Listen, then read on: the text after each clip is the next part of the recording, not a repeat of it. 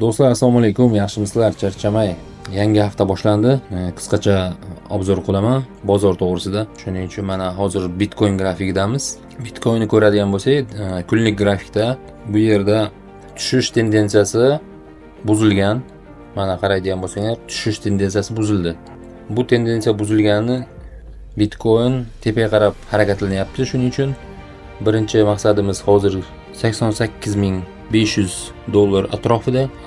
Keyingi maqsadimiz, ikkinchi maqsad примерно 91.500 dan 92.500 gacha.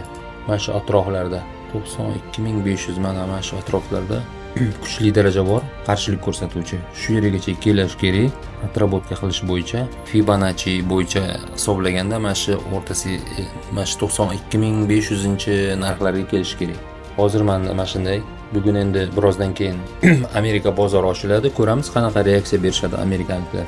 Bu Bitcoin kunlik grafik edi. Endi kelasi grafikda Ethereumni qaraydigan bo'lsak, Ethereumga keladigan bo'lsak, bu yerda hali ham tushish tendensiyasi davom etmoqda. Horizontal urinlarni ko'ryapsizlar, qanaqa urinlarda qarshilik darajalari bor, biroq hali bu nima yo'qolmagan. Tushish tendensiyasini hali buzib o'tmadik. Hali ham biz tushish trendidamiz. Mana bu tepadagi liniyadan buzib o'tadigan bo'lsak, undan keyin tushish tendensiyasi buzildi hisoblanadi va boshqa qanaqadir trendga almashishi mumkin. O'sish yoki flat. Kelasi endi Bitcoin dominatsiyasiga qaraydigan bo'lsak, bu Bitcoin dominatsiyasi 64% hozir ko'rsatmoqda. Maksimal bu dominatsiya 70% gacha, 72% gacha chiqqan. Tarixdan ko'radigan bo'lsak, boshqa katta nimalarda ko'radigan bo'lsanglar, bu hozir 4 soatli time frame da qo'ydim menga sizlarga tushuntirish ko'rsatish uchun.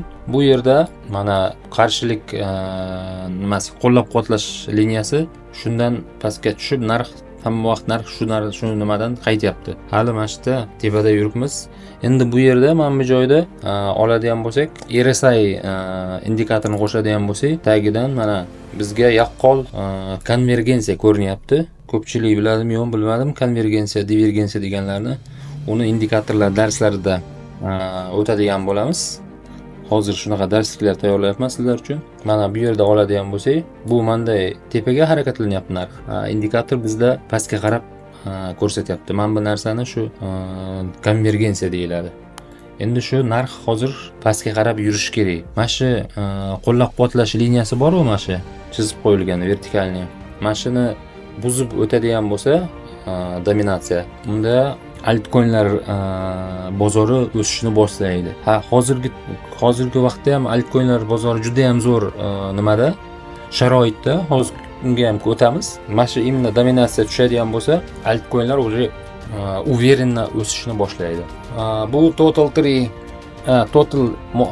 total market capimiz butun kriptovalyutalarni kapitallashuvi. Bu yerda ham ko'rib turganingizdek, tushish tendensiyasini buzildi. Bozor, kripto bozori, umumiy hamma kripto bozor tushish tendensiyasini hozir buzib o'tdi. Bu yerda endi qanaqa maqsadlarga kelishimiz mumkin? Birinchi maqsadimiz hozir 208 trillion bo'lish kerak ekan bozor o'sib. Undan keyingi maqsadimiz 3 trillion. Примерно 3 trilliongacha o'sishi kerak bozor endi. Shunda shu yerga kelgandan keyin u yoqga endi boshqa tahlil qilamiz. Flat bo'ladimi yoki o'sish trendi davom etadimi, shuni nimasini ko'ramiz. Butun umumiy bozorni kapitallashuvi bu. Endi kelasi grafikni oladigan bo'lsak, bu grafik butun hamma altcoinlarni nimasi, kapitallashuvi. Bu yerda Bitcoin va Ethereum yo'q, faqat altcoinlar. Ko'rib turganinglardek, altcoinlar tushish tendensiyasini buzib o'tdi. Bunaqa oladigan bo'lsak, падающий клин deyiladi patternimiz. Bu именно o'sish patterni hisoblanadi. Mana shu patternni tushish klinni buzib o'tdi narx.